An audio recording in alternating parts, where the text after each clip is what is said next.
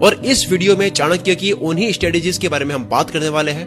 इन सभी स्ट्रेटेजीज को बेस्ट से बेस्ट एग्जांपल के साथ में मैं समझाने वाला हूं, ताकि इसे अपनी डेली लाइफ में अपनाकर थोड़े चालाक बन सके, थोड़े होशियार बन सके और जिंदगी में स्ट्रेटेजिकली ग्रो हो सके। Learn from others.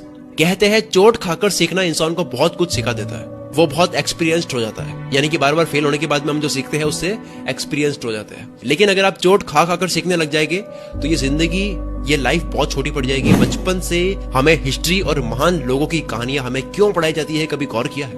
उनकी कहानियां उनके बारे में पढ़कर वाह करने के लिए नहीं पढ़ाई जाती है, वो इसलिए पढ़ाई जाती है ताकि हम उनके लाइफ जर्नी और एक्सपीरियंसेस से सीख सके और उन एक्सपीरियंसेस को अपनी लाइफ में अप्लाई कर सके, टाइम बचा सके। जब भी तेज आंधी या तूफान आता है तो आपने मजबूत से मजबूत पेड़ गिरते देखे होंगे, लेकिन समुद्र के किनारे खड़े पाम ट्रीज तेज से तेज वाइंड स्टॉर्म को, आंधी तूफान को सहन कर लेते हैं, क्योंकि वे फ्लेक्सिबल होते हैं, लचीले होते हैं। उन्हें सिचुएशन के अकॉर्डिंग फ्लेक्सिबल होना आता है और इसी लचीलेपन की वजह से, इसी फ्लेक्सिबिलिटी की वजह से तूफान आ जाने के बाद भी पाम ट्रीज खड़े रहते हैं और जो सिचुएशन के अकॉर्डिंग नहीं ढलते हैं उन्हें तूफान डिस्ट्रॉय कर लेते हैं, नीचे गिरा लेते हैं।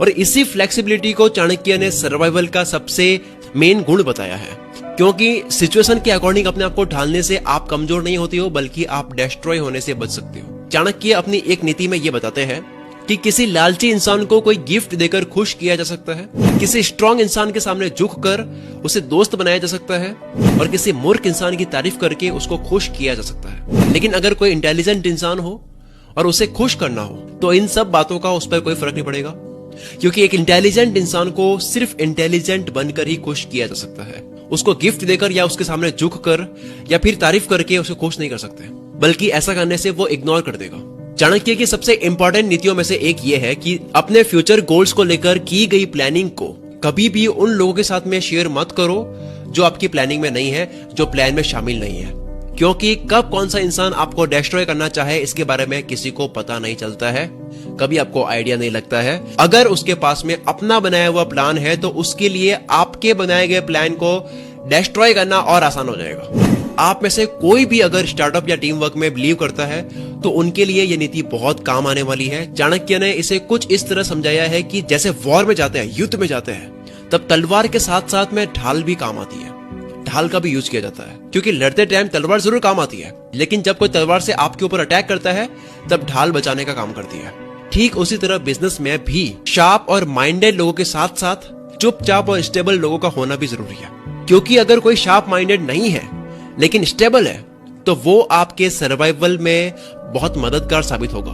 हमारी बॉडी में 2 हाथ, 2 पैर, 2 आंखें, हमारी अंगुलियां, हमारे मुंह में 32 दांत है, लेकिन इन सबको कंट्रोल, हमारी बॉडी के जो पार्ट्स है उन सबको कंट्रोल सिर्फ एक चीज करती है, वो है हमारा माइंड, हमारा दिमाग। वैसे ही लाइफ में टफ से टफ सिचुएशन में डिसीजन एक ही इंसान के हाथ में होना चाहिए, वो है आप खुद। जैसे हमारी लाइफ में हाथ और पैर है, वैसे ही हमारी लाइफ में एडवाइजर भी होने चाहिए, लेकिन जब बात डिसीजन लेने की होती है तब डिसीजन सिर्फ आपका खुद का होना चाहिए, क्योंकि डिसीजन अगर किसी और का होगा तो आपकी लाइफ की लगाम किसी और के हाथ में होगी और उस पर फिर आपका कंट्रोल नहीं रहता है, लेकिन उस डिसीजन के जिम्मेदार सिर्फ आप खुद होगे।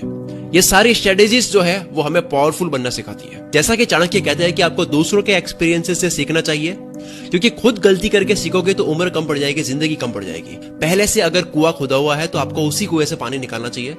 खुद का कुआं खोद के टाइम वेस्ट मत करो।